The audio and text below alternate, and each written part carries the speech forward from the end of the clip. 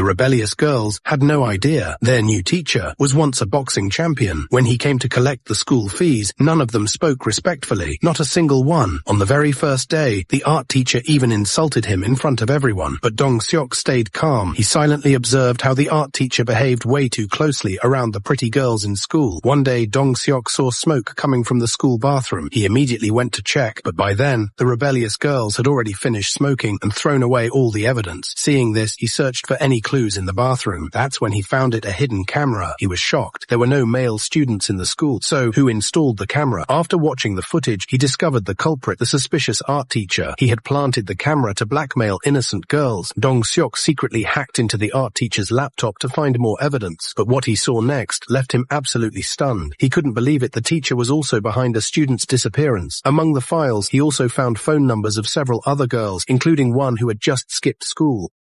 But Dong-seok saw that girl leaving the school area. He immediately called her and warned, "That teacher you're meeting, he's a dangerous criminal. He's the one who kidnapped your classmate who still hasn't been found." Sensing something was wrong, the teacher knocked the girl unconscious. Dong-seok was already speeding toward the location, but by the time he arrived, the girl was already in the clutches of the teacher. He was about to do the same thing he had done to the previous victim, but Dong-seok got there just in time.